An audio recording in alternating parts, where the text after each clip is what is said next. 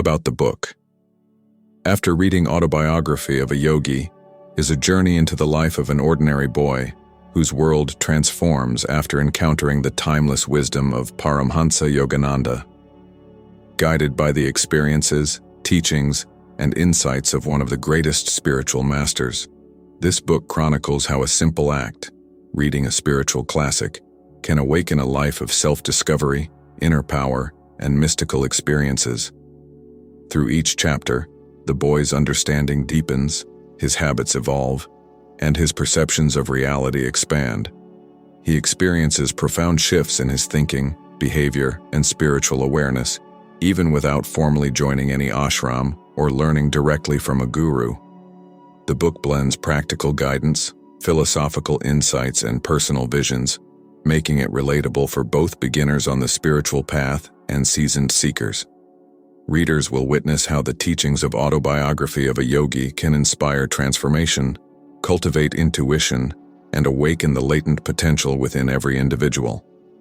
This is more than a story.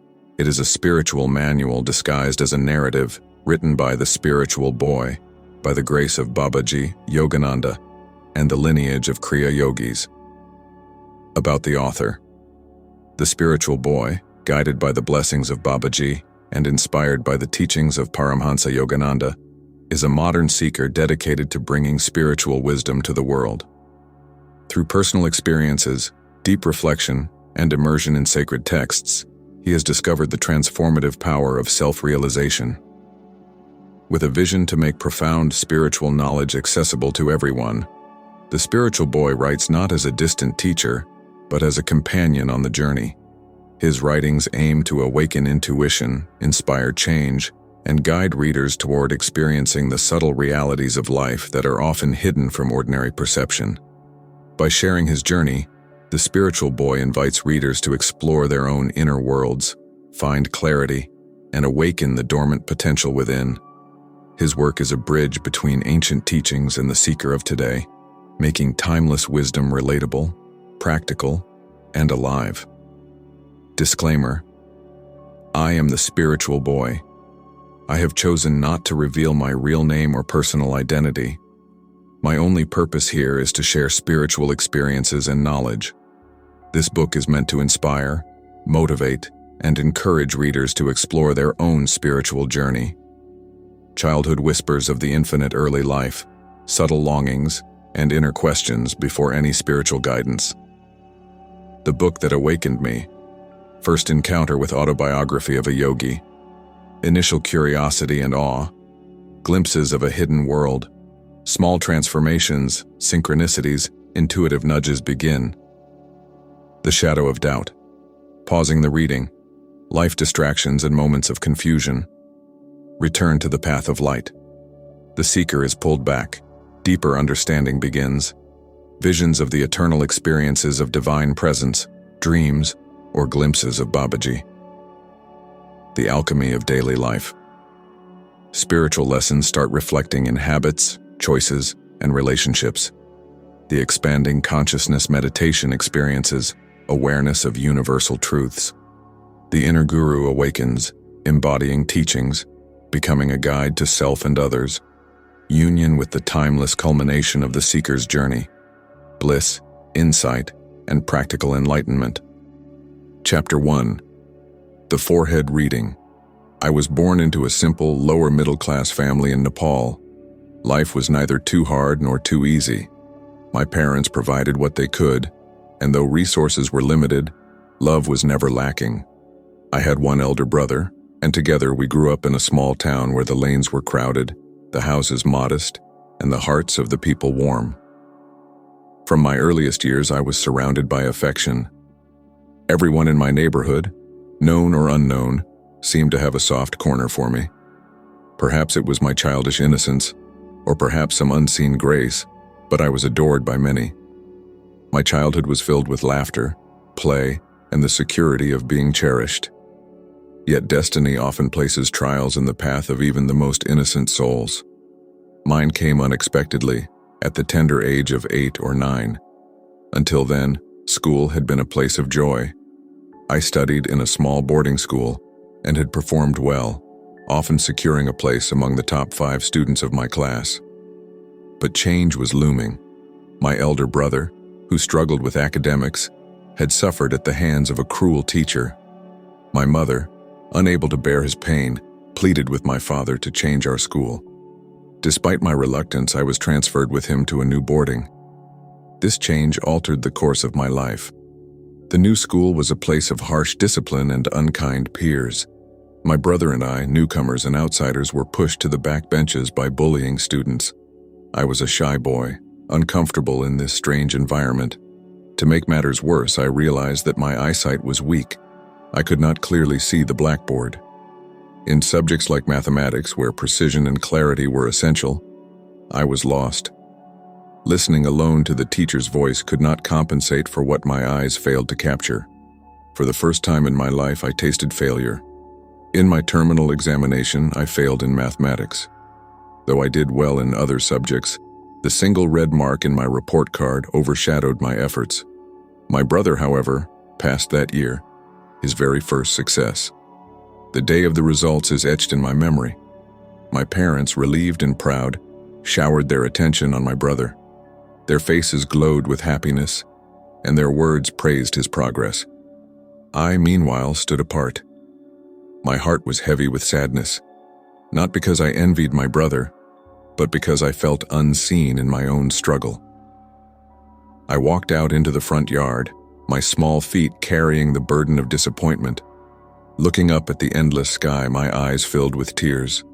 A child's voice, trembling and sincere, rose in complaint to the heavens. Why, God? What is my mistake?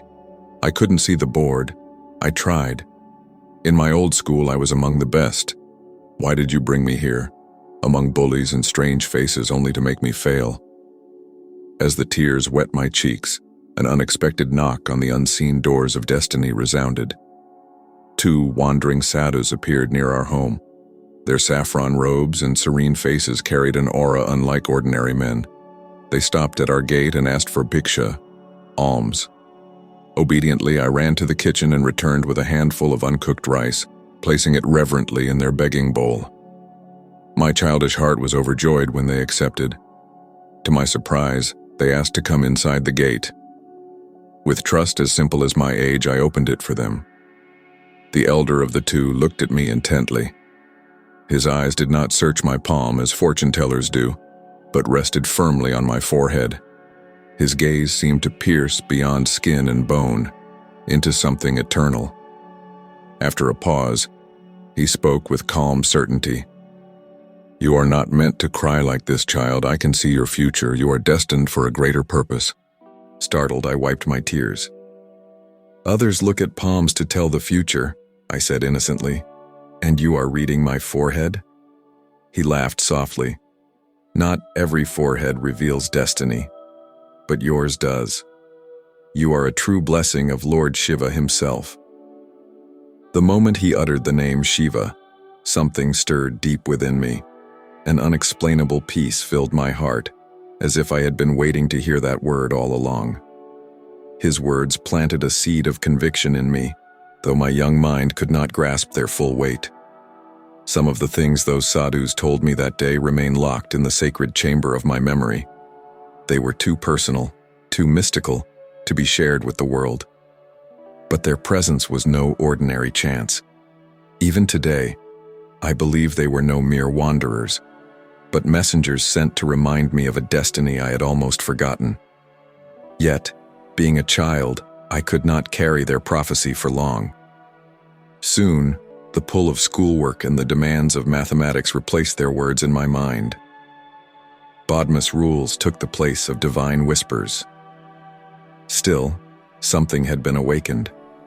Though faint, the memory of those sadhus lingered in the corners of my being, waiting for its time to bloom. Chapter 2. The Silent God. After the sadhus left, their words echoed faintly in my mind. You are a true blessing of Lord Shiva himself. For some days, those lines became my secret strength. Whenever I felt small, bullied, or overlooked, I repeated them silently in my heart. But as weeks turned into months, their voices faded, replaced by the routine struggles of school. My poor eyesight made studies harder, and the taunts of classmates weighed heavily on me. Slowly, even the prophecy of the wandering saints became just another childhood memory. Yet, there was still one thread that bound me to the unseen world: my prayers. As a little boy, I believed that God listened to me with the same affection my parents once showed. If I prayed for rain, clouds would gather. If I prayed for good marks, somehow they came. The divine was not distant. He was my playmate, my secret friend. One particular year, while I was in class 3, I prayed a strange prayer. I did not ask for the first position in class nor the second. For reasons I cannot explain, my heart wanted only the 3rd place. "Ganesh Bhagwan," I whispered in a nearby temple, "you are the son of Shiva, and I too am Shiva's son. That makes us brothers. Please, my brother, grant me this wish. If I stand 3rd in class, I will offer you sweets." To any rational mind, my request was almost impossible. My past results placed me far from that rank, and in that examination I had performed poorly, especially in English, where I left most answers blank. But destiny had its own design. A classmate, ranked 2nd in school, noticed my near-empty paper. Shocked by my helplessness, he quietly switched his paper with mine and filled in the answers himself, while the teacher remained unaware. Both of us submitted our papers, and the matter was forgotten. When the results came, I was stunned. I had secured exactly the 3rd position. At first, joy consumed me. My childish faith in prayer felt validated once again. But joy soon gave way to guilt. For though I had promised sweets to Lord Ganesha, I never fulfilled it. Days passed and the offering remained unmade. Somewhere in my heart, I believed I had betrayed God. After that, my prayers seemed to lose their magic. No longer did they bring swift results. Requests that once felt answered now dissolved into silence. A curtain seemed to fall between me and the unseen friend I once knew so intimately. As a boy, I could not understand the deeper truth. All I knew was that God, my companion, had turned his face away. I still went to school, still played with friends, still laughed and lived as any child should. But within me grew a quiet emptiness, a longing that no one around me could see. It was as if a door once open had been gently closed, leaving me outside in the cold. Looking back now, I see clearly. That silence was not abandonment. It was preparation. The divine was teaching me not to depend on small bargains of prayer, but to seek something far higher. The sweetness of childhood faith had to give way to the hunger of a true seeker. At the time, however, I only felt loss. My first separation from God had begun. And little did I know, this separation was the very fire that would one day drive me to search relentlessly for Him again. Chapter 3. The Vanishing Flame. The silence of God became the backdrop of my teenage years. Life moved forward, but the magical thread of childhood prayer seemed lost. I studied, laughed with friends, argued at home, and dreamed the ordinary dreams of a boy growing up in a small Nepali town. There were days of joy and days of confusion, but none of it carried the mystery that once filled my childhood. The memory of the sadhus faded into the corners of my mind. Their prophecy became like a story I might have imagined. The warmth of my early prayers was replaced by routine life. School demanded marks, teachers demanded discipline, and friends demanded laughter. Somewhere in between, the fire of devotion flickered weakly and almost went out. As a teenager, I no longer stood in temples whispering wishes. I no longer searched the skies with tearful eyes. The world outside had grown louder than the quiet voice within. Movies, cricket matches, and endless conversations with friends filled my time. To anyone who saw me, I was just another boy. Yet deep inside, a strange emptiness lingered. I couldn't name it. It wasn't sadness nor loneliness, but an unexplainable gap, like a missing piece that nothing in the outer world could fill. I often drowned it in distractions, but when I was alone, the silence returned. Sometimes late at night, I would lie awake staring at the ceiling.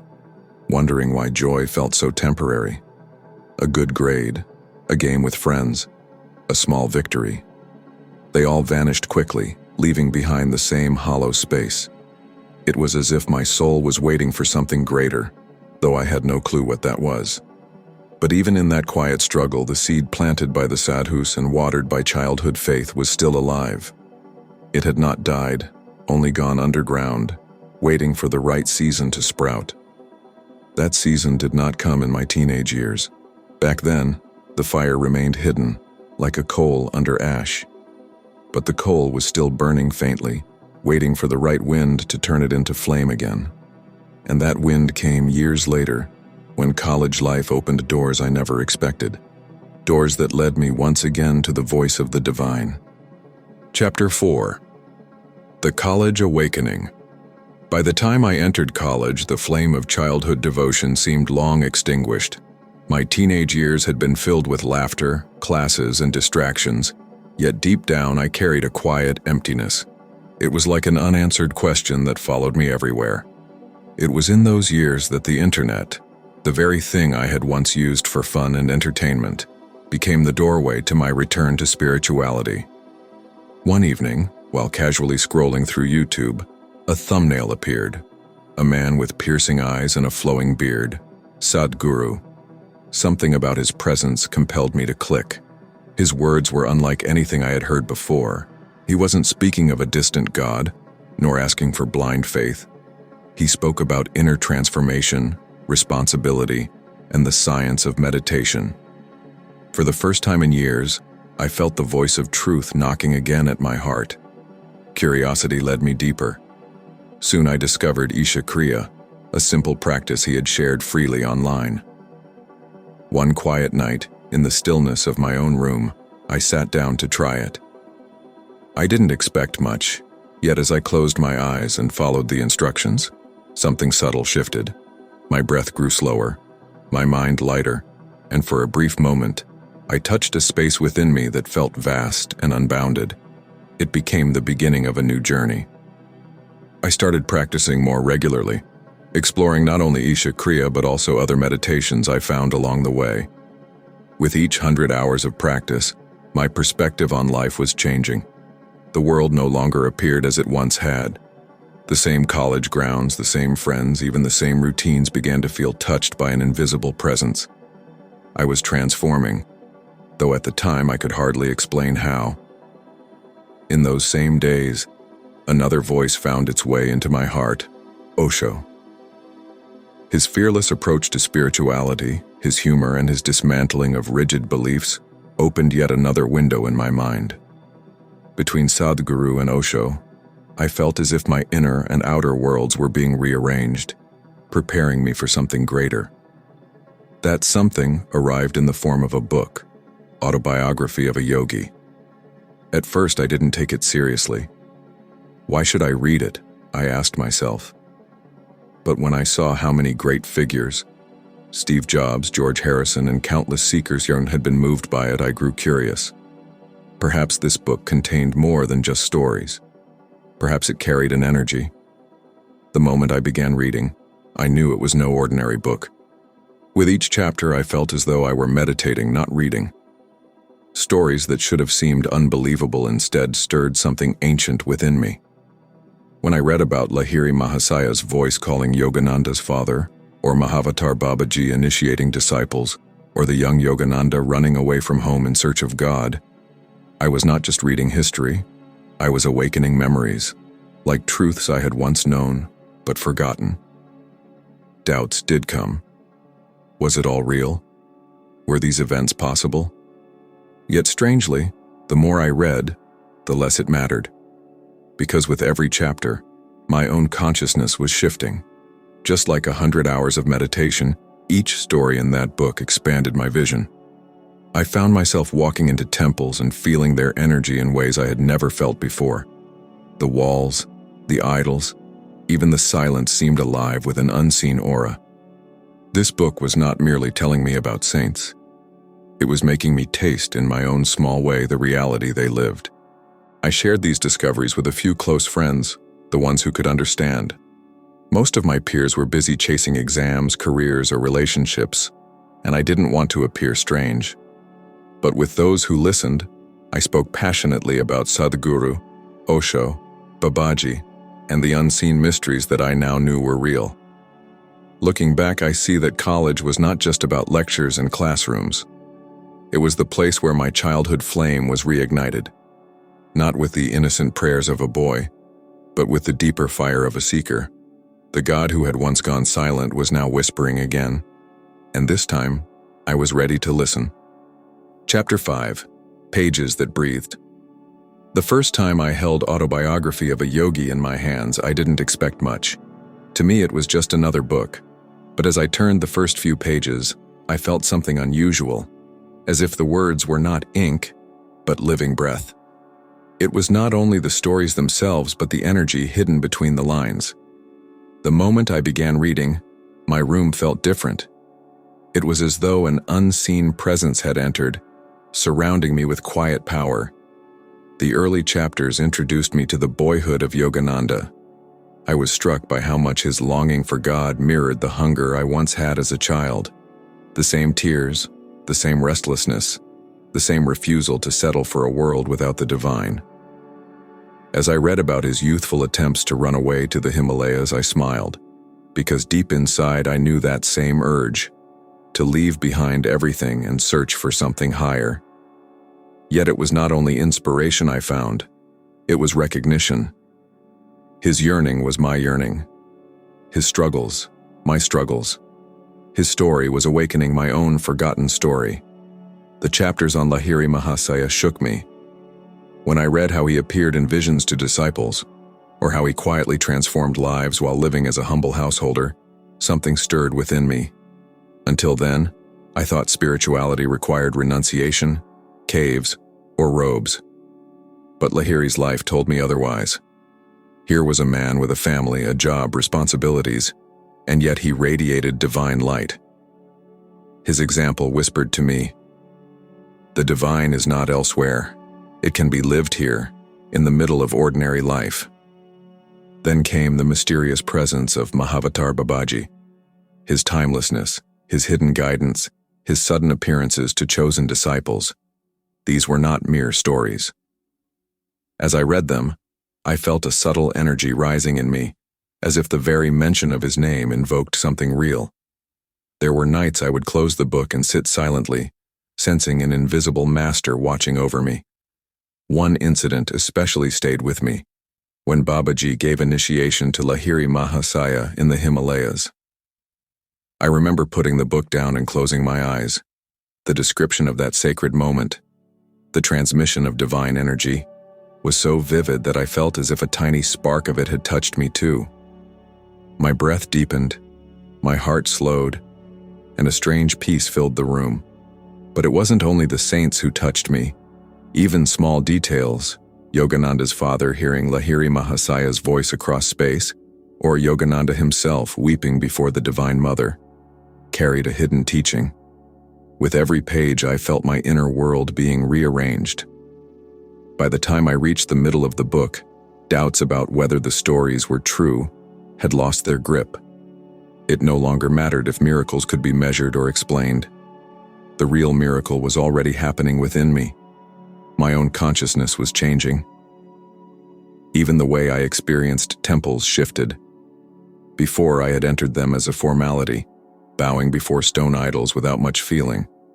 But after immersing myself in these stories, something alive awakened in me.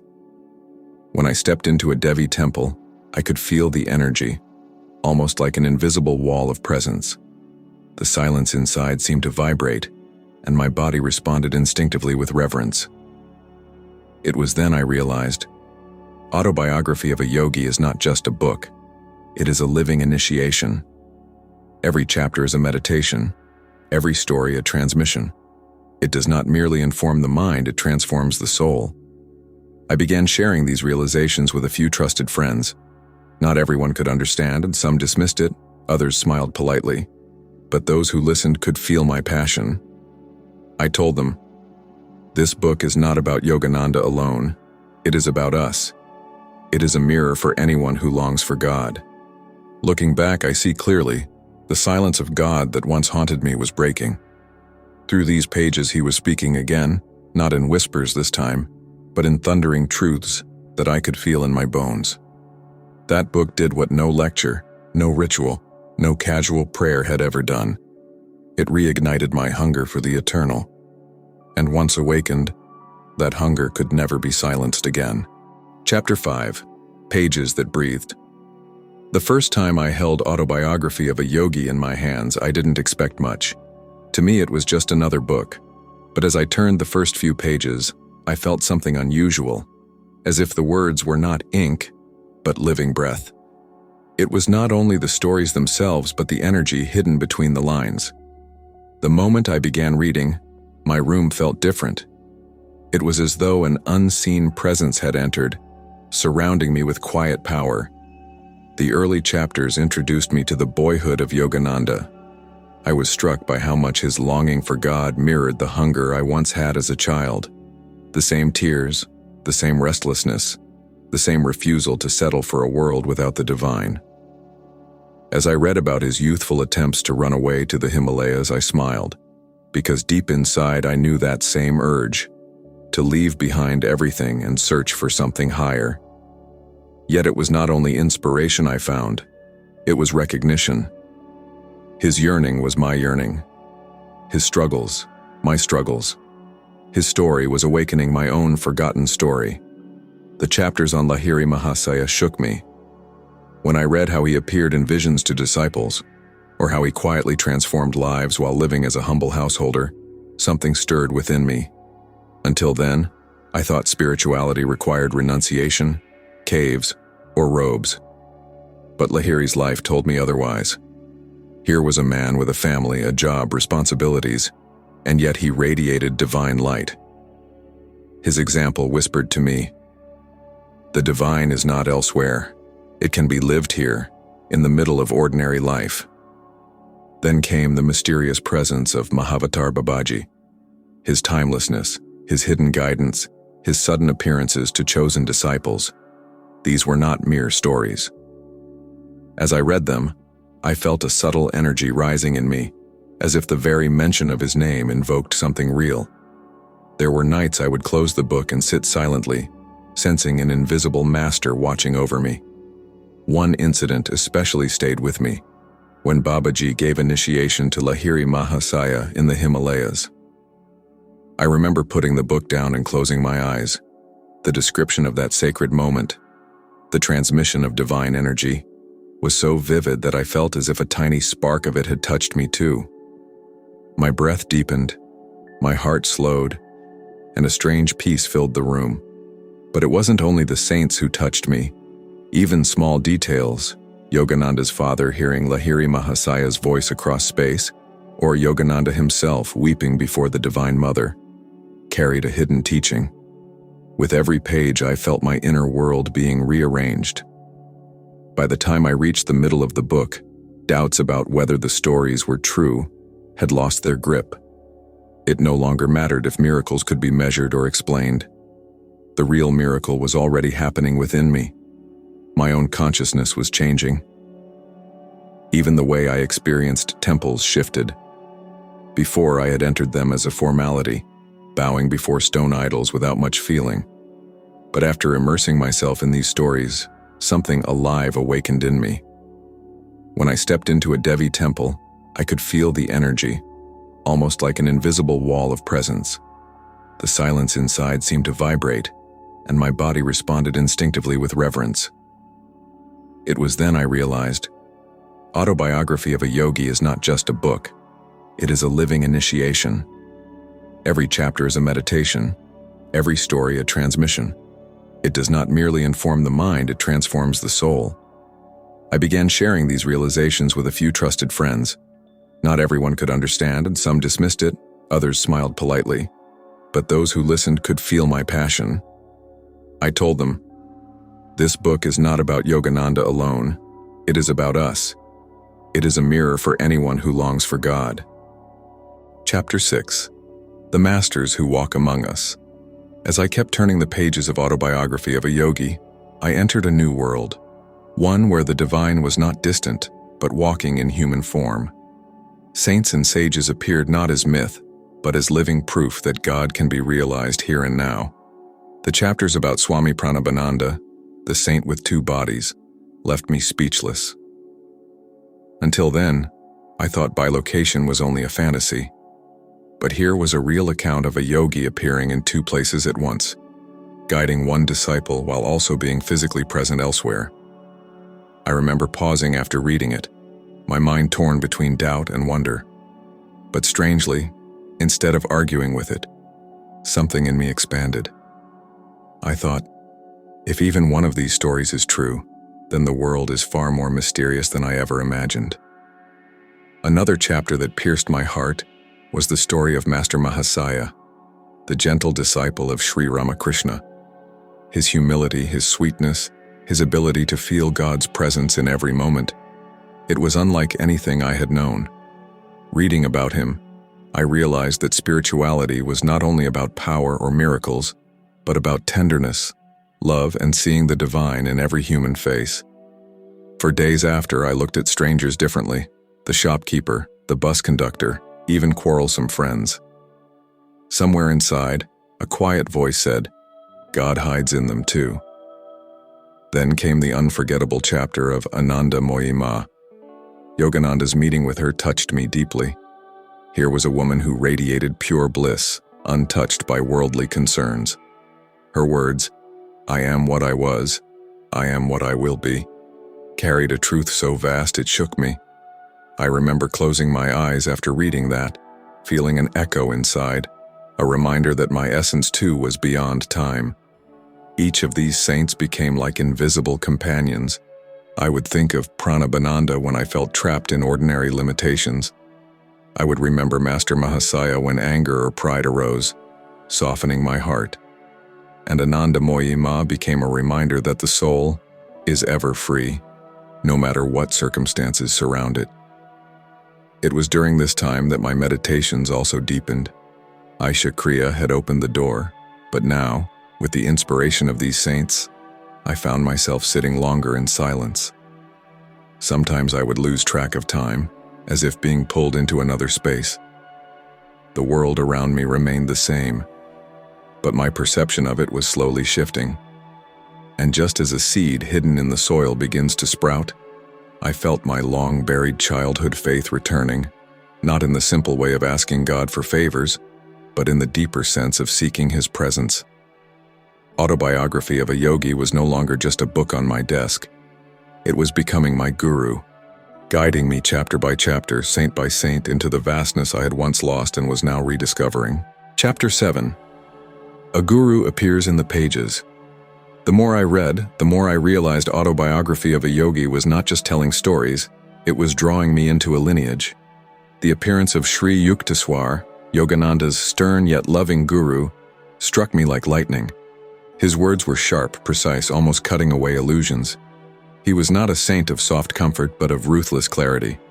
When Yogananda first met him and felt instantly that this was the guru destined for him, I felt a shiver inside. Something whispered, one day you too will meet the teacher written in your destiny. The training Yogananda received under Sri Yukteswar, his discipline, his humility, his obedience, became a mirror for my own life. I saw how undisciplined my days were, how easily I drifted between distractions. Reading how a true guru reshaped a disciple's entire being gave me both hope and longing. Then came the chapters about miracles of healing, where Yogananda's own guru and other saints could cure diseases with a mere touch or glance. At first my mind resisted. Could this truly happen? But somewhere deeper, my soul remembered the sadhus of my childhood, their eyes that pierced into my forehead, their words that carried an unearthly weight. Miracles were no longer impossible. They were natural expressions of a higher law. Another chapter that left me restless was when Yogananda described his inner visions of the Divine Mother.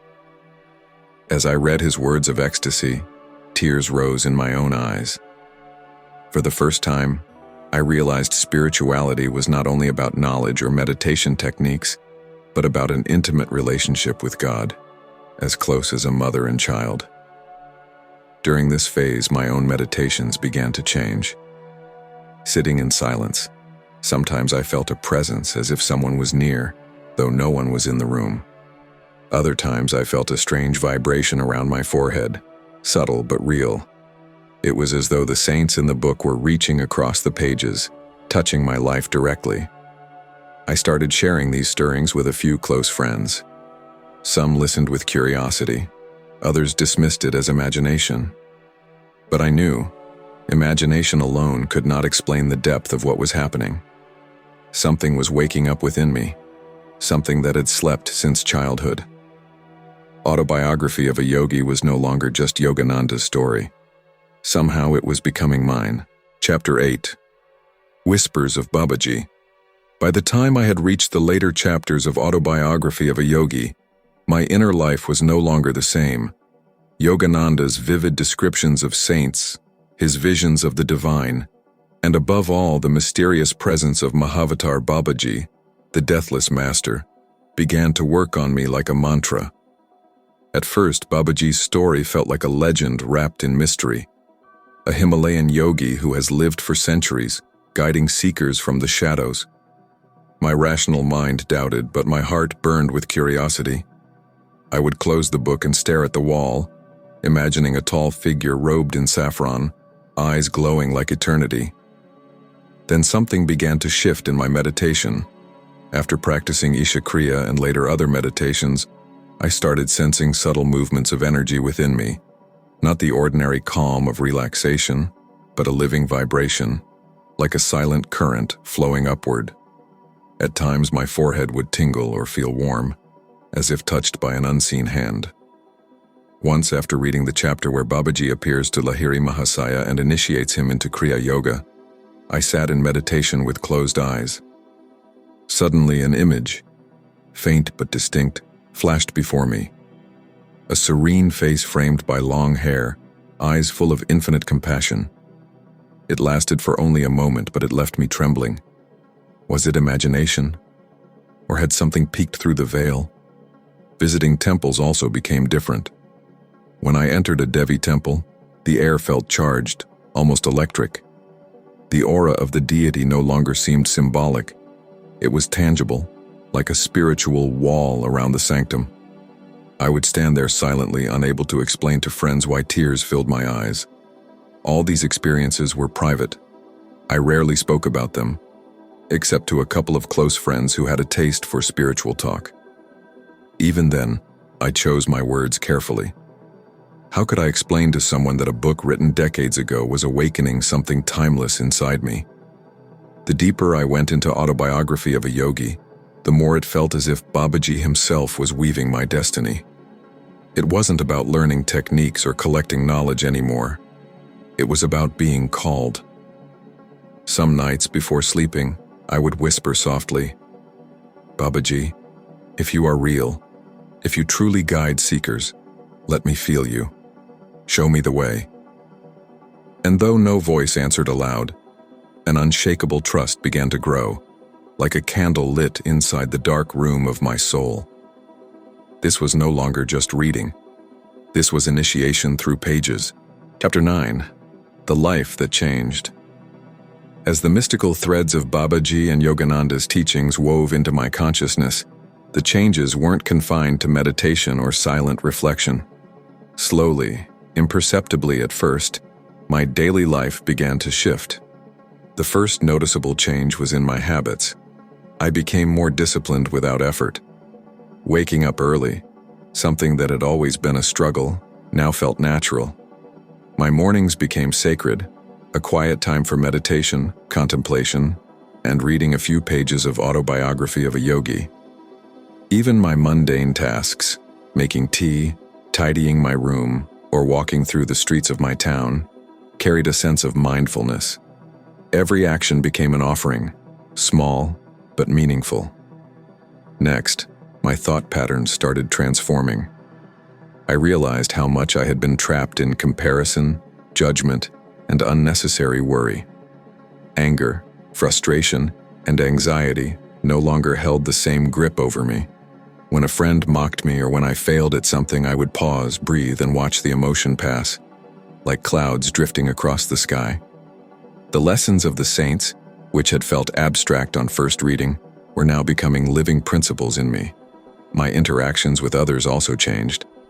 I began noticing the energy people carried, their sadness, joy, or agitation. Instead of reacting blindly, I would listen, feel, and respond with calmness.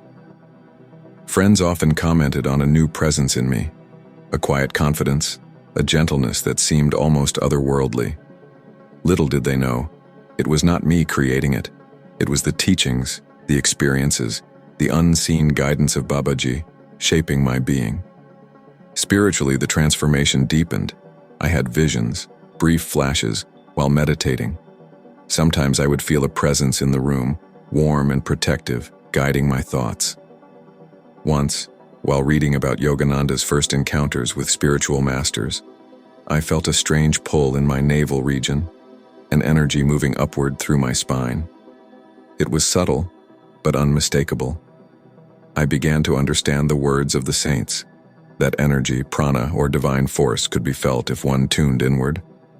My worldview changed too.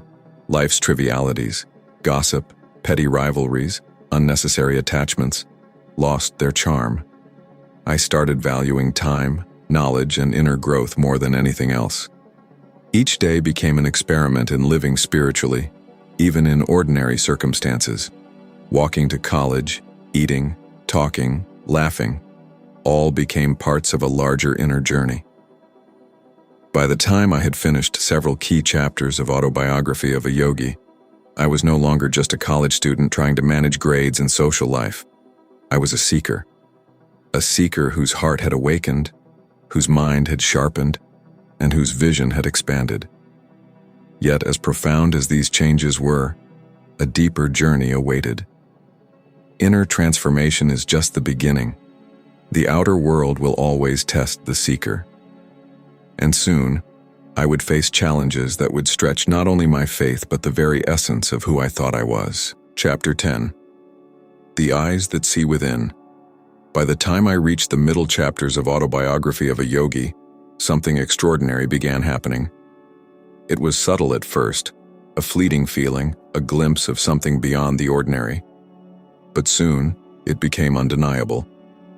During meditation, I started seeing flashes of light and shapes behind my closed eyes. Not like dreams, but vivid, alive, as if the inner world was communicating with me directly. Sometimes, I would see a figure, tall, serene, and glowing, standing in the corner of the room. At first, I questioned my sanity, dismissing it as imagination.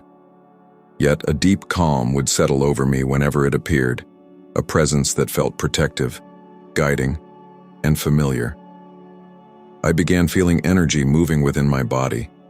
In the mornings, as I sat quietly practicing Isha Kriya or simple pranayama, warmth would rise from my navel, moving upward through my spine, sometimes reaching my head. My body felt alive in a new way, as if the chapters I read were unlocking something long dormant within me. The lessons Yogananda shared about divine guidance, visions, and miraculous experiences no longer felt like stories of another era. They felt real. One night I read about Lahiri Mahasaya receiving instructions from Mahavatar Babaji.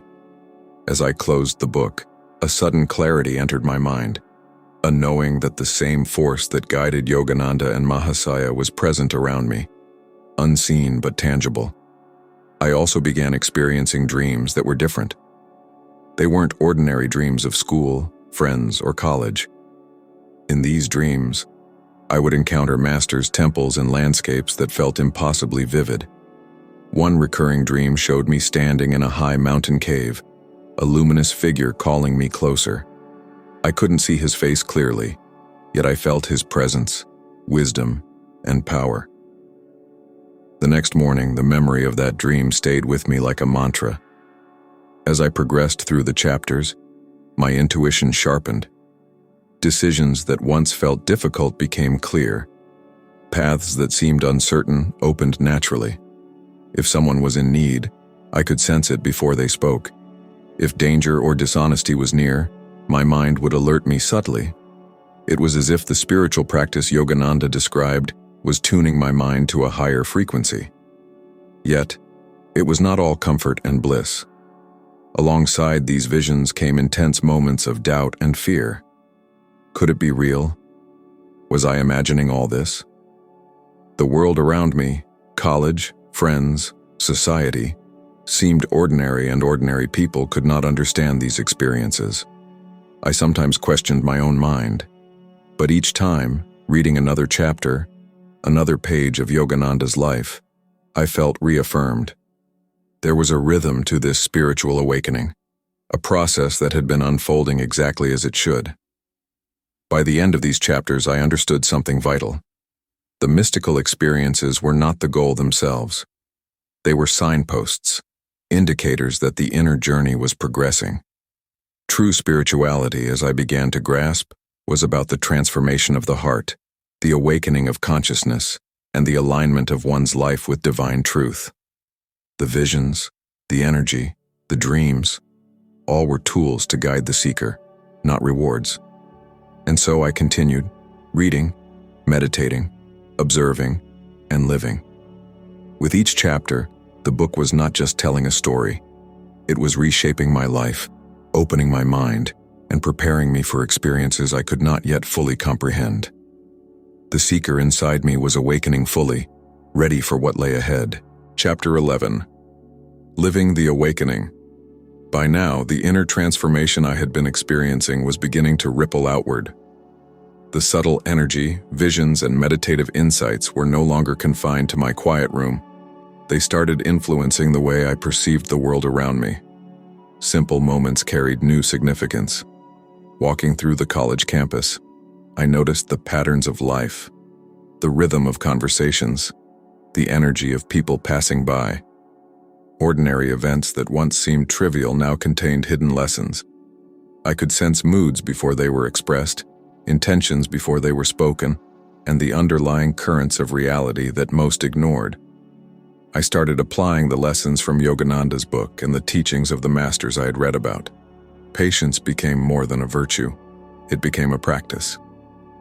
Compassion moved from a concept to a tangible feeling, and I began to naturally help those around me, not out of obligation, but because it felt necessary, a flow of energy aligning with my inner growth. Meditation became my anchor.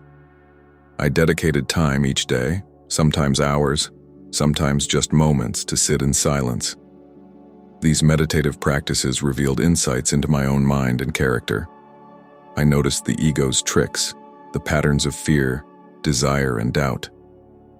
Slowly, I began releasing habits, thoughts, and reactions that no longer served my spiritual evolution. My friends noticed a change. I was calmer, more attentive, and strangely perceptive. Some sought advice. Others avoided the intensity of my presence. I realized that awakening often creates a subtle isolation, a distance from those who are not yet ready to perceive the world as you do. But this did not disturb me. The inner guidance I had discovered was enough. A pivotal moment came when I attempted to share a profound insight I had gained from one of Yogananda's chapters about the unity of all beings and the inner light that connects every soul. Most laughed, some rolled their eyes, and a few nodded, sensing something beyond their ordinary perception. I understood then that spiritual growth is not always recognized externally. True transformation often begins internally, with the subtle shifts that later manifest outwardly. One morning, after a long meditation, I felt an intense pull to write. I opened my journal and began recording experiences, visions, and realizations, my own spiritual diary. These pages, I realized, were not just for me. They would one day guide someone else, just as Autobiography of a Yogi had guided me. In these chapters of my life, I started living the teachings, not merely reading them. I experienced firsthand the law of karma, the cycles of energy and relationships, and the miraculous synchronicities that occur when you align with higher consciousness. Every action, every decision, every thought became a reflection of my inner awakening.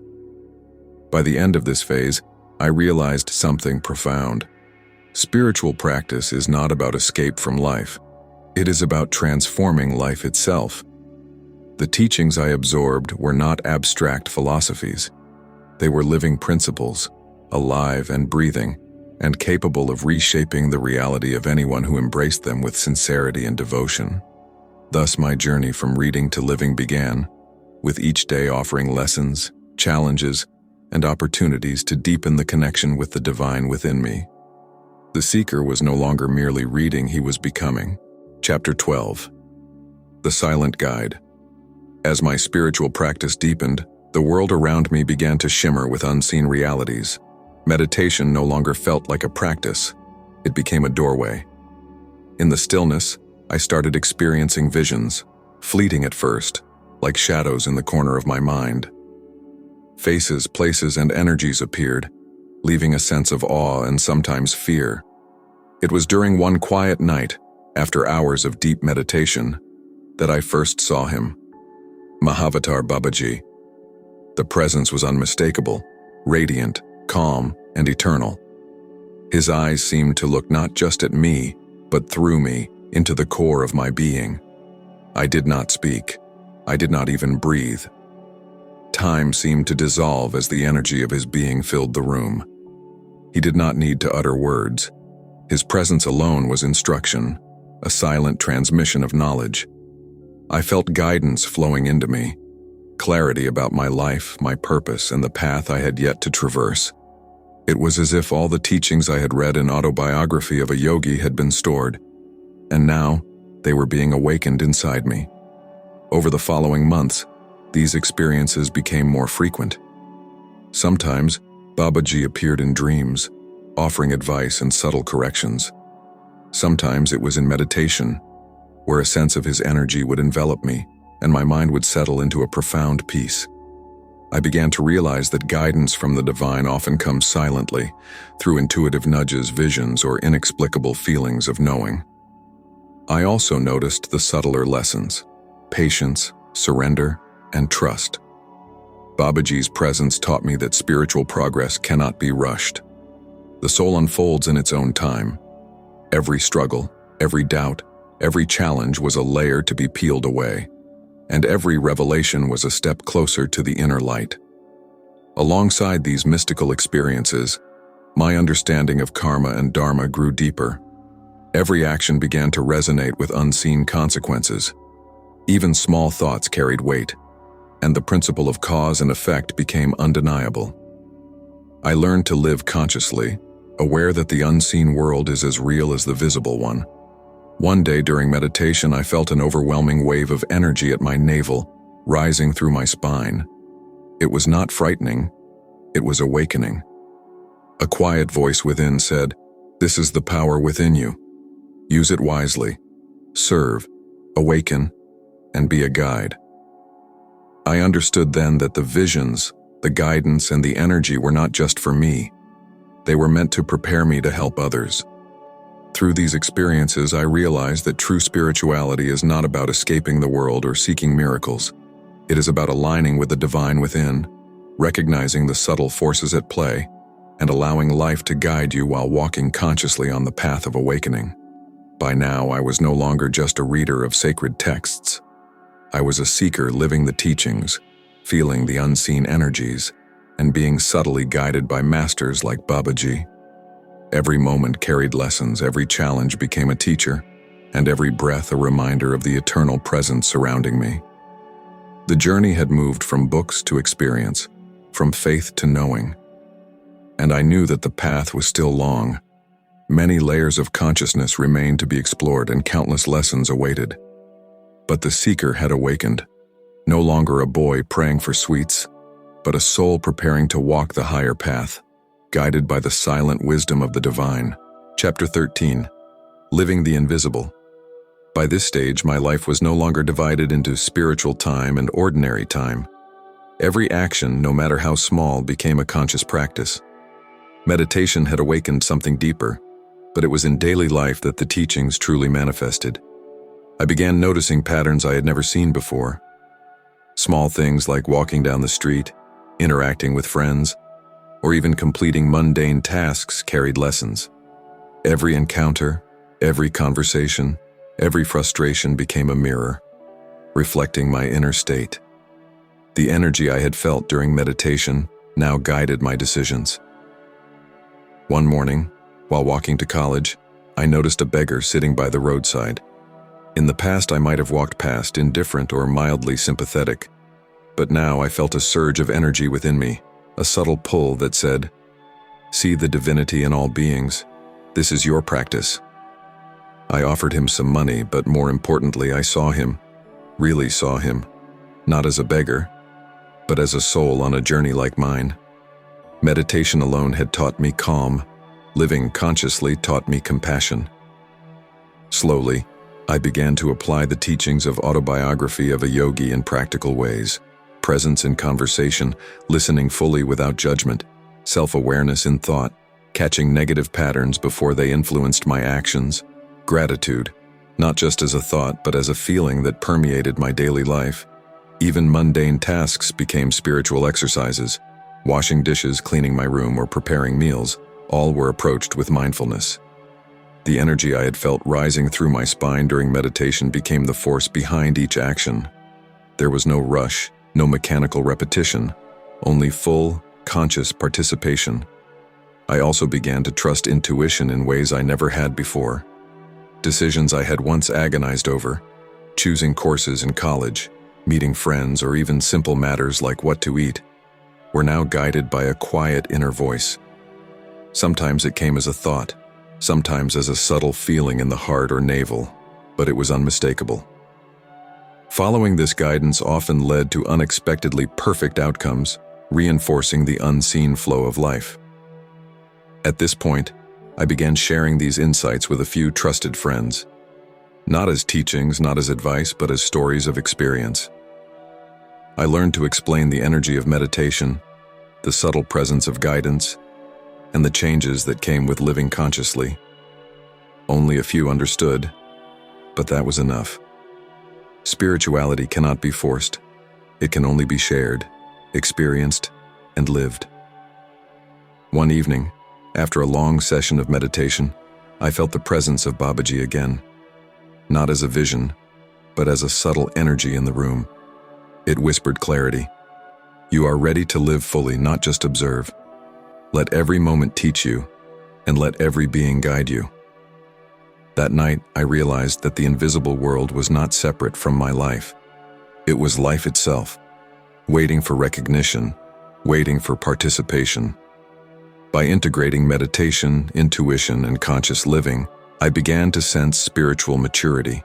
It was subtle, almost imperceptible to the outside world, but within, I could feel the transformation. My habits were shifting, my understanding deepened, and my heart expanded. Life had become the teacher, and I had become a willing student. Through these experiences, I discovered a profound truth.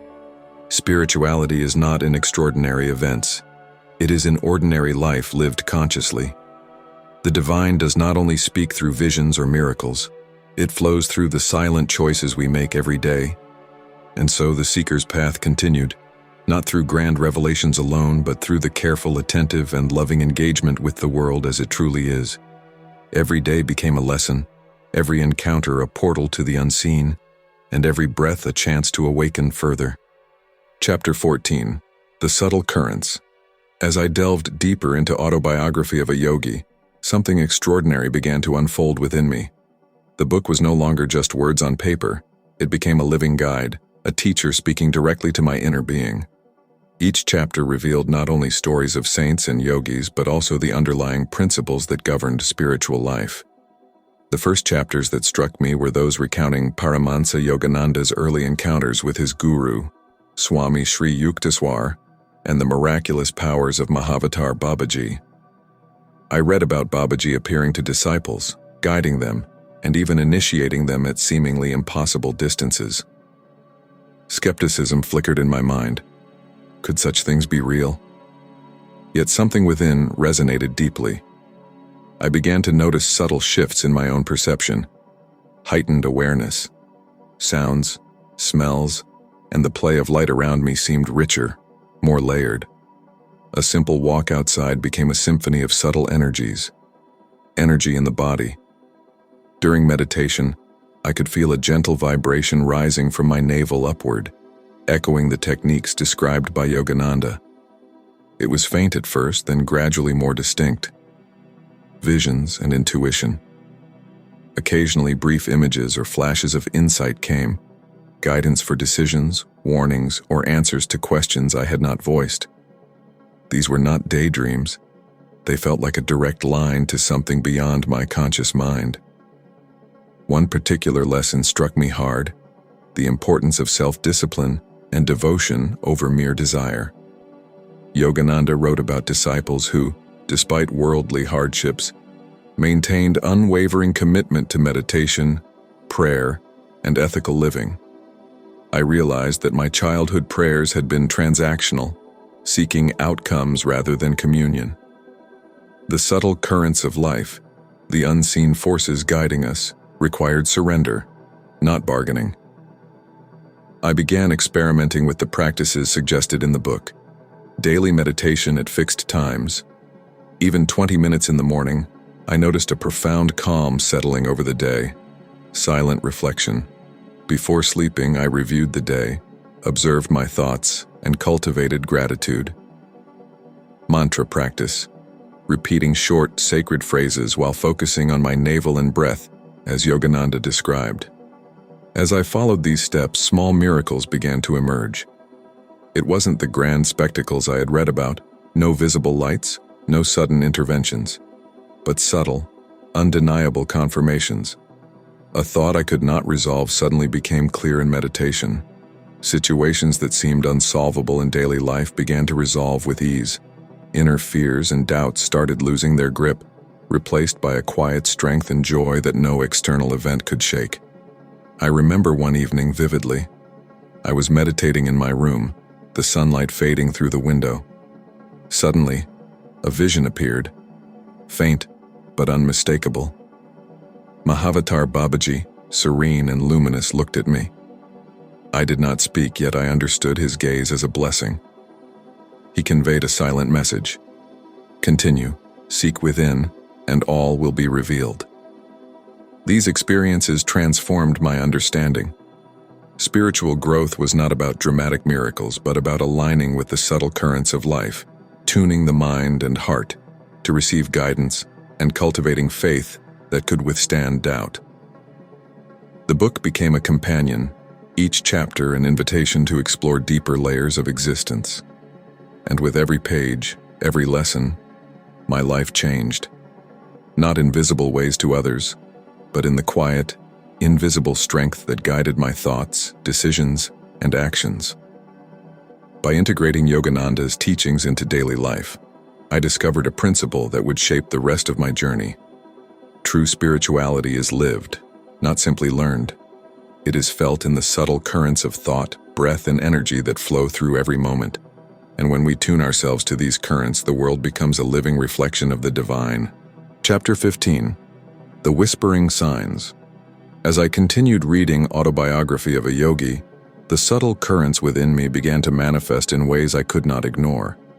Life started speaking to me differently. Situations, people, and even random thoughts seemed to carry messages, like the universe itself was whispering guidance.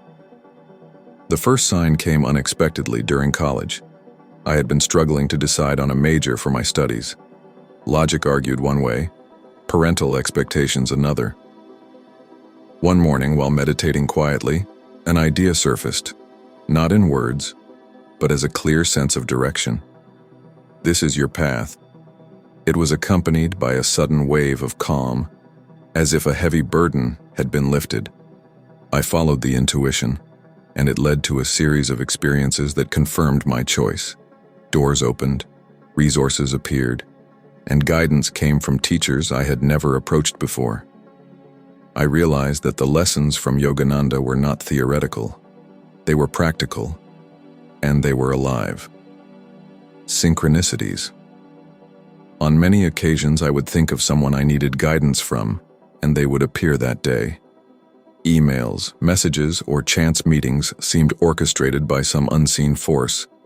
Visions and guidance in meditation. During deep practice, I sometimes saw flashes of insight, images of people, places, or solutions to problems that seemed impossible during waking hours. It was subtle at first, like a whisper, but increasingly vivid. Inner clarity in decisions. Choices that once caused anxiety became easier. Even when external circumstances seemed uncertain, the inner voice offered certainty and direction. One striking event was related to my spiritual study. I had been reading a chapter about Lahiri Mahasaya initiating disciples and guiding them toward inner realization. Inspired, I decided to meditate at night with full focus. Hours passed, and I experienced a wave of energy rising from my navel, spiraling upwards. My heart opened, my mind became luminous, and for a few fleeting moments, I felt the presence of a master, like a hand on my shoulder, guiding silently. This presence was not physical. It was a feeling of connection, a knowing that transcended logic. I did not understand everything, nor did I try to label it. I simply allowed myself to experience and trust. That night I slept with a profound sense of joy and certainty that I was not alone. Gradually, my life began reflecting these inner changes. Situations that had frustrated me before now flowed smoothly. Conflicts with friends resolved with ease. Even mundane tasks seemed infused with energy and clarity. I realized that Yogananda's teachings were awakening a dormant potential within me, the capacity to perceive life not just as events, but as a living, conscious dialogue between the soul and the universe. But the most astonishing transformations were still subtle. The universe began testing my faith and patience. Sometimes signs came in unexpected forms. A thought that appeared suddenly, offering a solution to a dilemma. Meeting someone at the exact moment I needed guidance. Dreams that provided answers to questions I had not yet voiced aloud. It became clear that spiritual growth was not only about meditation or reading, it was about tuning oneself to the unseen rhythms of existence. The more I surrendered to the practices and insights, the more I began to see the divine fingerprints on everyday life. By the end of this chapter of my journey, I understood a critical lesson. Spiritual awakening is subtle, persistent, and often invisible to others. It grows quietly, yet its effects are profound, shaping your thoughts, your choices, and your entire being. The whispers of the universe had begun to guide me, and I was learning to listen. And with that listening, I was no longer merely a seeker of knowledge. I was becoming a participant in the living dance of the cosmos. Chapter 16. The Unbidden Glimpses. The visions did not belong to me. They were not the result of long, disciplined practice or some special power I had mastered. They came when they chose, like a breeze that enters through an open window without warning. Sometimes during meditation, a soft image would flash before my eyes. A face, a place, a scene, vivid yet fleeting. At first I dismissed them as imagination, the byproduct of a restless mind. But then slowly, I began to notice something. These glimpses often corresponded to real events happening near me. Once I saw in meditation the image of a friend standing near a busy road, distracted by his phone. The picture lasted barely a second. Hours later, I learned he had narrowly avoided an accident at that exact spot. Another time, an image of a relative in distress surfaced, and later that evening I got a call about their illness. These were not everyday occurrences. They did not happen at my will. In fact, the more I tried to make them happen, the quieter they became. They arrived only when they wanted, and only with a sense of urgency, as if someone was whispering warnings through me to protect others. I never advertised these glimpses. I rarely spoke about them except to a few close friends. I feared being misunderstood, or worse, being seen as a pretender. In truth, I did not fully understand it myself. All I knew was that something larger than me was occasionally using me as a channel, and my task was only to be still enough to listen. Reading Autobiography of a Yogi deepened this mystery. As I absorbed the chapters describing Lahiri Mahasaya's silent influence on his disciples, or Babaji's invisible protection over seekers, something in me recognized a pattern. These masters lived not for themselves but as conduits of divine will. Could it be that even in my small, imperfect way I was being touched by that same grace? One evening, after such a glimpse, I sat quietly in my room, palms open on my knees. I whispered, not as a prayer, but as a confession, "I don't understand this. I don't know why you show me these things. But if it is your will, then guide me. Use me only for good." A calm settled over me, deeper than sleep. In that silence, I sensed an unspoken assurance that these glimpses were not a curse nor a trick of my mind, but a reminder that the divine current flows through all of us, waiting to be noticed. From then on, I stopped questioning each vision. I stopped trying to control or analyze them. Instead, I treated them as sacred notes passed from one invisible hand to another. If they came, I stayed humble. If they didn't, I stayed grateful. Looking back now, I see that these unbidden glimpses were not the goal of my spiritual path. They were simply signposts, gently showing me that the teachings of Yogananda were not myths locked in a book. They were alive, breathing, moving in my own life, shaping me quietly into someone who was learning, slowly but surely, to serve rather than to seek. Chapter 17. The Quiet Awakening. After countless glimpses and subtle interventions, a slow realization began to dawn within me. These visions, these sudden stirrings of intuition, were not random. They were gentle nudges from a force far greater than my own understanding, nudges guiding me toward something I had long forgotten, a higher purpose. College life had exposed me again to spirituality, but now it was different. It was no longer the innocent faith of a child, asking for a third-place grade. It was a quiet, insistent awakening, a feeling that my life was meant for more than ordinary pursuits. With every chapter of autobiography of a yogi I read, this awakening strengthened.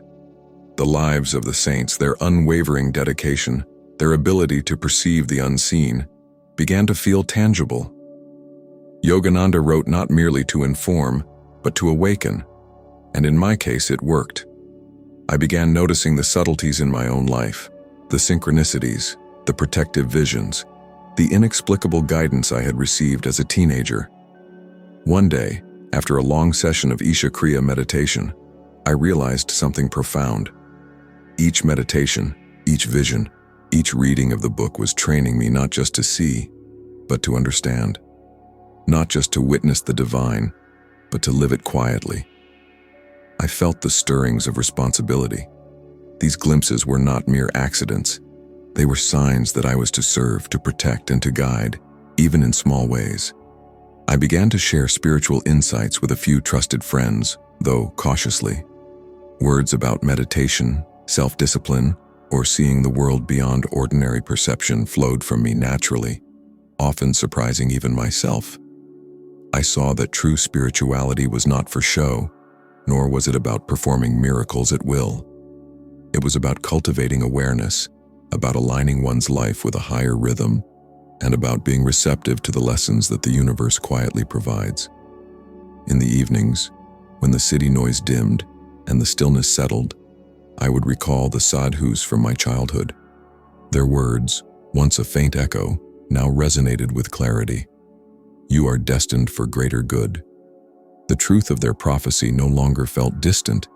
It was unfolding, slowly, imperceptibly, but undeniably. Each vision, each lesson from the book, each meditation, was a step along a path I could not yet fully see, but whose destination felt certain. And so began a new chapter of my life, one where the world of the ordinary receded slightly, making space for the extraordinary.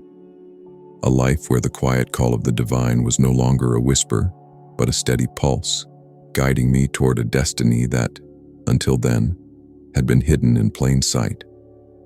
I realized finally, spirituality was not about extraordinary feats or dramatic revelations.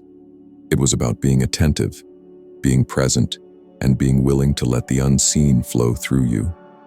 My purpose was taking shape, one silent, mystical step at a time. Chapter 18. signs in the ordinary. By now, my spiritual practice had become more than a private ritual. It was a living, breathing part of daily life. Meditation, study of autobiography of a yogi, and subtle intuition began shaping my actions, decisions, and perceptions. I started noticing patterns in the world around me, synchronicities that were too precise to be mere coincidence. Once, while walking home through a crowded street, I sensed an urgent pull in my consciousness. Something was off. Trusting the feeling, I looked around and saw a young boy on the edge of the road about to step directly into traffic. In a fraction of a second, I shouted, grabbed his arm, and pulled him back. The cars zoomed past. My heart raced, but I also felt something else. The calm assurance that my intuition had been a guide, not just a random fear. Small incidents like this began to repeat. I noticed when friends needed support before they asked for it. I could sense tension in a room before words were spoken. These moments were subtle, but they were living proof that the spiritual awakening I had been nurturing was becoming practical. Reading Yogananda, Lahiri Mahasaya, and even the stories of Babaji had once seemed like distant mystical tales. But now, they were blueprints for living. Each time I felt a surge of insight during meditation, I could trace its roots back to a lesson from the book, a teaching about discernment, compassion, or alertness to the unseen. I remember an evening when a friend confided in me about a personal crisis. I hadn't known the specifics before he spoke, but as he began, I felt an immediate clarity about what he should do.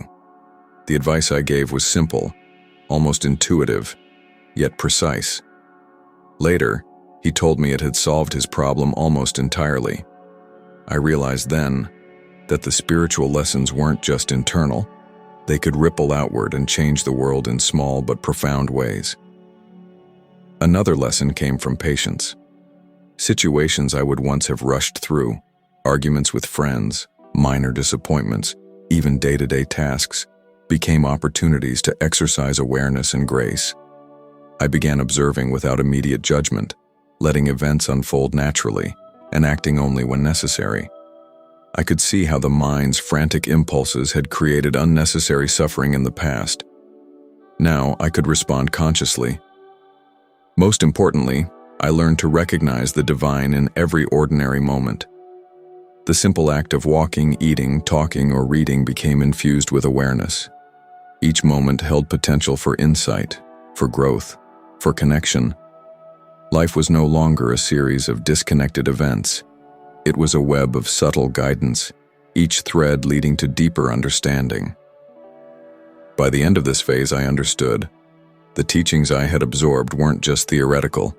They were practical keys to perceiving the world in layers, visible and invisible, and living as if each choice, no matter how small, carried meaning. I had crossed a threshold. Spirituality was no longer a separate practice. It had entered every fiber of my being, shaping my life from the inside out. And yet, this was only the beginning. Greater challenges, deeper insights, and even more transformative experiences awaited in the chapters yet to come. Chapter 19. The Unseen Guide. As my meditation deepened, the subtle energies around me became more tangible. It started as fleeting glimpses, shadows, light, or a sudden awareness that someone or something was near. At first, I dismissed these as imagination, products of a focused mind. But slowly, the experiences became unmistakable. One evening, while seated in my room practicing Isha Kriya, I felt a presence behind me, calm and radiant. My eyes were closed, my body still, but my awareness expanded beyond the physical walls. A voice, soft and serene, whispered guidance. Words I could not place as my own thoughts. "You are ready," it said. "Be patient and observe." The voice was neither harsh nor demanding. It was soothing, like a river flowing steadily, yet powerful enough to wake the deepest layers of my consciousness. I knew instantly that it was Babaji, not in body, but in energy and essence. Over the following weeks, these experiences became more frequent. Sometimes I would see flashes of light, subtle visions of beings I later realized were enlightened souls. Other times, guidance came as sudden understanding, how to act in a situation, what thought to release, how to meditate deeper. These weren't lessons from a teacher in front of me. They were lessons written directly into my awareness. I also began to notice the synchrony of events. Opportunities would appear just as I sensed the need. Friends would offer help without knowing why I was struggling. Even small encounters on the street seemed guided, as if an unseen hand was arranging them to steer me forward. Yet these experiences demanded responsibility.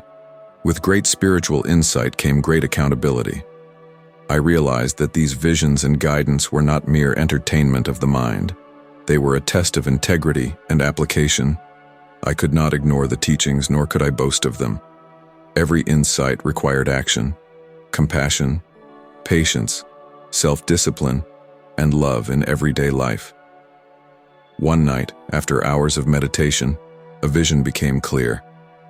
Babaji appeared before me, radiant and serene.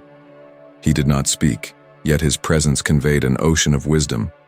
I felt the depths of devotion, surrender, and awareness in that single moment. The experience was so intense that for hours after I could not speak, move, or even open my eyes.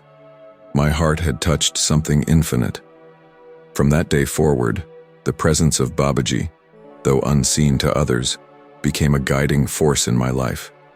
I began to align my actions with the subtle guidance I received.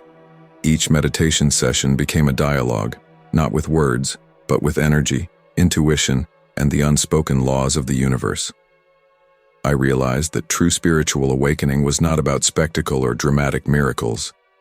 It was about constant alignment with the unseen, about living with awareness, humility, and devotion.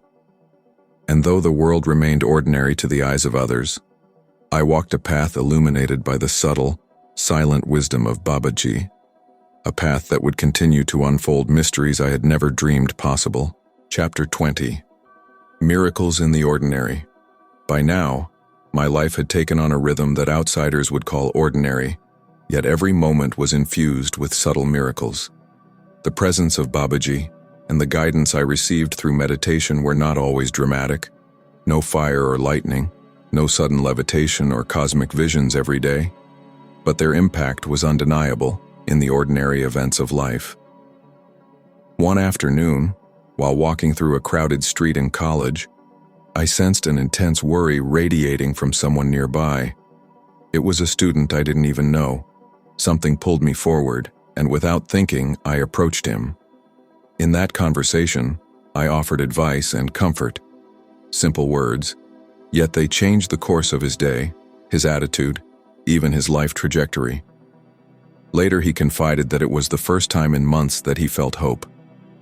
I realized that sometimes spiritual guidance doesn't come in grand displays. It flows through ordinary actions inspired by the unseen hand of the divine. At home, small incidents began occurring that mirrored my inner growth. Problems I once would have fretted over seemed to dissolve before my eyes. A dispute with a sibling, a misunderstanding with a friend, even academic obstacles. All seemed manageable when I approached them with the calm clarity I had cultivated through meditation. It was as though my inner alignment was shaping the external world, synchronizing it to the path I was meant to walk. Yet the most remarkable lessons were not in solving problems, but in learning how to perceive reality differently. A falling leaf, a stranger's smile, the play of sunlight through the window, all became teachers. I started seeing the energy behind things, the invisible threads connecting people, actions, and consequences. My understanding of karma, cause and effect, and divine timing deepened. Every small event was a living scripture, every encounter a lesson. Some nights, the visions of Babaji would return, stronger than ever. I didn't need to call upon him. His presence was a gentle force around me.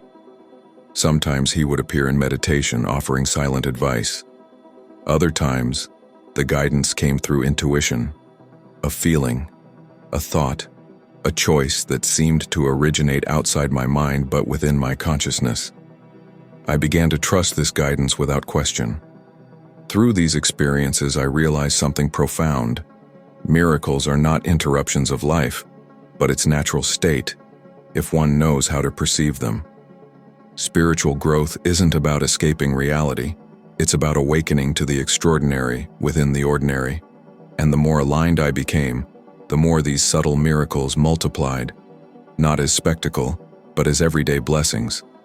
My friends noticed subtle changes too. I was calmer, more compassionate, and more observant. I could listen without judgment, act without ego, and respond without fear.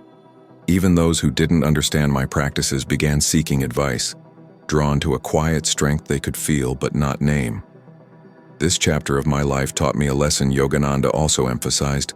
True spirituality transforms the ordinary into the sacred. It doesn't demand temples or ceremonies. It demands perception, awareness, and a heart tuned to the rhythm of the divine. And as I walked through the crowded streets of my town into classrooms, temples, and simple homes, I realized that my spiritual journey had moved beyond meditation and study. It had become life itself. Chapter 21. Playing the Divine Game.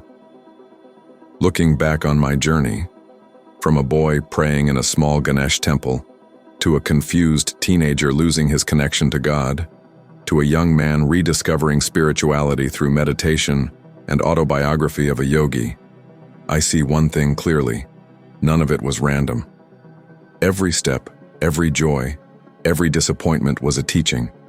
Every face I met, every hardship I endured, every question I asked, all of it was part of a larger plan. With Babaji's silent guidance, one truth finally crystallized in me. This world is not as it appears. It is a vast playground of consciousness, a living movie in which we are both actors and audience. We have been given roles: son, student, brother, friend, teacher, and we are asked to play them. But the roles are not the self. They are masks in a drama directed by the divine. This realization didn't make me run away from life.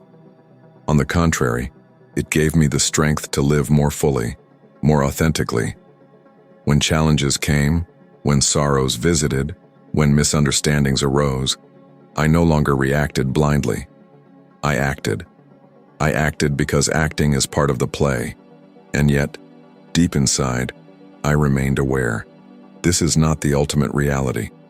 My guru taught me that freedom is not about escaping the stage.